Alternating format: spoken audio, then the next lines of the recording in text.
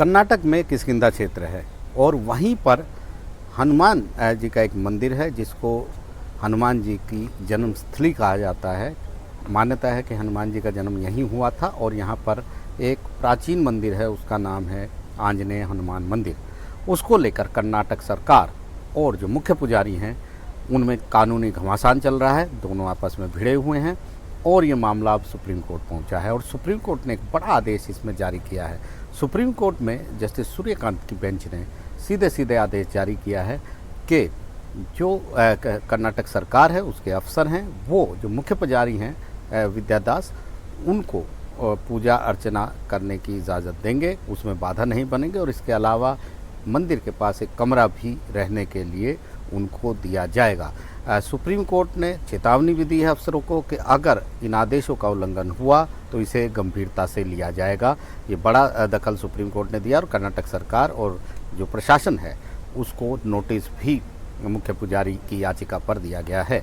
तो यहाँ पर काफ़ी अहम है ऐसे मोड़ पर जहाँ पर विष्णु शंकर जैन जो वकील हैं मुख्य पुजारी के, वो सुप्रीम कोर्ट पहुँचे थे और उन्होंने कहा था कि 2023 में कर्नाटक हाई कोर्ट ने एक अंतरिम आदेश जारी किया था जिसमें कहा था कि जो कर्नाटक सरकार है वो जो मुख्य पुजारी विद्यादास वहाँ पर हैं उनको पूजा अर्चना का अधिकार करने देंगे, पूजा अर्चना की इजाज़त देंगे। इसके अलावा जो है वहाँ पर उनको रहने के लिए कमरा भी दिया जाएगा। लेकिन जो सरकार है और जो अफसर हैं वो लगातार इन आदेशों का उल्लंघन कर रहे हैं। उन्होंने एक अवमानना याचिका भी दाखिल की थी हाई कोर्ट में और बताया था किस तरीके से सरकारी अफसर, पुलिस प्रशासन उन पर दबाव बना रहा है, उनको टॉर्चर कर रहा है और उनको पूजा अर्चना नहीं करने दे रहा है। लेकिन हाई कोर्ट ने 9 अप्रैल 2025 को इस याचिका को खारिज कर दिया था, जिसके खिलाफ अब विद्यादास जो हैं वो सुप्रीम कोर्ट पहुंचे थे और सुप्रीम कोर्ट ने उनको एक बड़ी राहत यहाँ पर दी है और सरकार को चेतावनी भी दी है।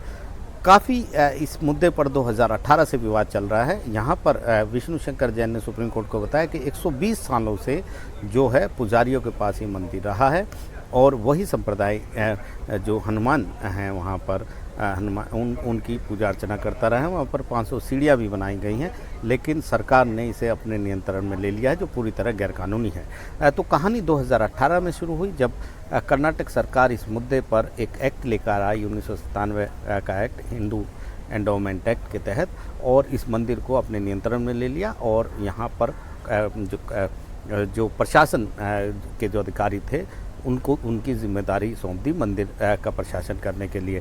लेकिन यहाँ पर जो मुख्य पुजारी थे विद्यादास वो लगातार इसका विरोध करते रहे। वो हाई कोर्ट गए और हाई कोर्ट में जाके उन्होंने चुनौती दी कि सरकार इस तरह से मंदिर का अधिग्रहण नहीं कर सकती, ये पूरी तरह अवैध है क्योंकि सरकार के पास वो कागजात नहीं हैं, वो रिकॉर्ड नहीं है जिसके आधार पर इस मंदिर का टेक ओवर किया गया था। हालांकि हाई कोर्ट ने समय समय पर बहुत सारे आदेश जारी किए, अंतरिम आदेश भी जारी किए और 2018 में भी, 2019 में भी, 2020 में भी, 2023 में फिर अंतरिम आदेश ये जारी हुआ कि उनको पूजा की इजाज़त दी जाए जब तक कि पूरा फैसला नहीं हो जाता और ये उनका अधिकार है। अंतरिम तौर पर ये हाई कोर्ट ने उनको दे दिया था।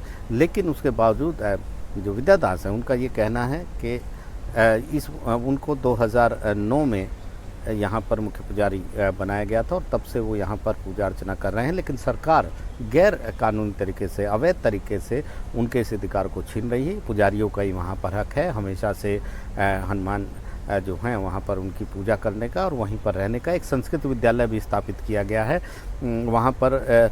ऐसे में जो सरकार है उसका जो दबाव है, उसका जो प्रेशर है, और वो सरकार जो है हाई कोर्ट के आदेशों का भी पालन नहीं कर रही है, यह अवमानना का मामला बनता है। लेकिन हाई कोर्ट इस मामले पर सुनने को तैयार नहीं था, लिहाजा सुप्रीम कोर्ट ने बड़ा दखल अब दे दिया है और सुप्रीम कोर्ट ने चेता भी दिया है कि जो मुख्य पुजारी हैं उनको न केवल पूजा करने की इजाज़त दी जाए बल्कि साथ ही साथ उनको एक कमरा भी रहने के लिए मंदिर के पास, मंदिर परिसर में दिया जाए।